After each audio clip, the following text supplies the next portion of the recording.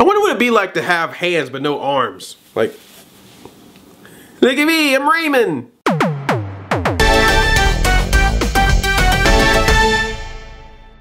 Hi, I'm Andre and I'm a black nerd, and I'm angry.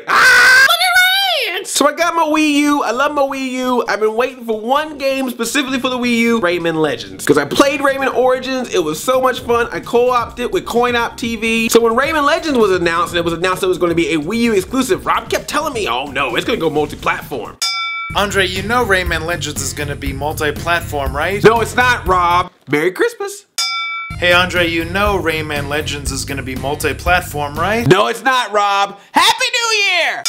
Hey Andre, you know Rayman Legends is— I know, Rob, I know! Happy Black History Month! So if you have an Xbox 360 or a PlayStation 3, yes, you will be able to play Rayman Legends now. It will not be a Wii U exclusive. However, you got to wait till September of 2013 to play it! No! What is with this game? It's been delayed so much. What is taking it so long? And then it hit me. Rayman Origins was a critically acclaimed game, but it didn't have a lot of sales. You didn't know for a long time if the sequel was coming or not. Then Rayman Legends was finally given a date, then pushed back again, then pushed back again, and it takes a genre that we know but completely changes it with in-jokes and references and weird kind of things that happen out of the blue that you don't really understand. It all makes sense now. Rayman Legends is the video game equivalent of the television show Community. Rayman Glowbox in the morning, 6 games in the movie. Now I'm personally super upset about the delay, and I'm pretty sure Nintendo is super upset about the multi-platform. It was actually pretty common that you would see a game being made for just one system. Obviously when Nintendo 8-bit dominated the field, you saw a lot of games made just for the NES. Sorry, Sega Master. When you had Sega Genesis, it was like, boom, 16-bit, what? When you had the Super Nintendo Sega Genesis Wars, some games are made just for Super Nintendo, some games are made just for Sega Genesis. You had a lot of games that were made for both consoles. But what was very interesting is that you would see a lot of times that games were made for both consoles, but they'd be different types of games entirely. Like, you remember how Mighty Morphin Power Rangers on the Super Nintendo was a complete side-scroller beat-em-up, but then Mighty Morphin Power Rangers on the Sega Genesis was a straight-up fighting game? Or how about Teenage Mutant Ninja Turtles Tournament Fighters, where they had different characters based on whether you got the NES, Super NES, or Sega Genesis version? And of course there was a whole Mortal Kombat thing. Sometimes you feel like blood, sometimes you don't. And when Sony PlayStation came along, that completely changed everything, because it was like, well, do you want to make your games for a cartridge or do you want to make them for a disc? Fast forward to the Nintendo Wii, where it's like, oh wow, motion control, now we can make specific games for the Wii. Hold up, here comes the Kinect, here comes the PlayStation Move. Now we're in an era where all 3 consoles have high definition graphics, have motion control, have networking capabilities. So in other words,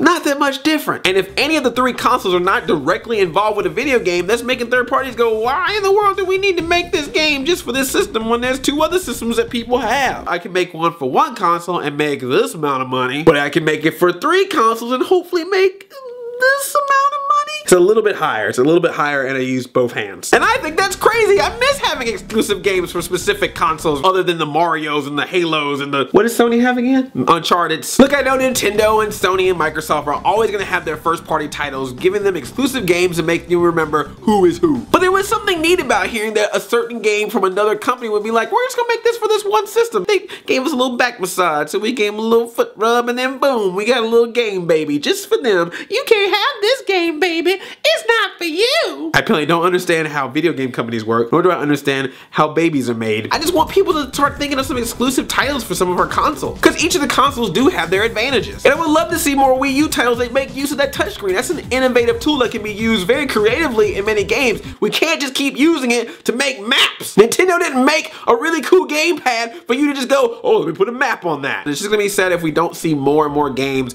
that are exclusive to each console, because then it just makes it feel like that they're all the same, and it makes all the console war stuff stupid, because it's like, all right, what are we arguing about? Oh my god, my Call of Duty has more sprites than your Call of Duty. That's just duty.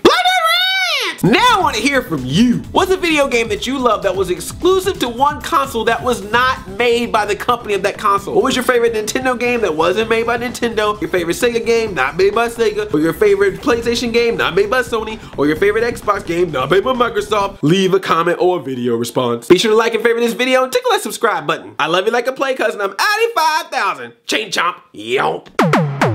Which further cannot talk. Which further confirms what? Wait, am I learning how to talk? Which further confirms the theory. I'm Porky Pig all of a sudden.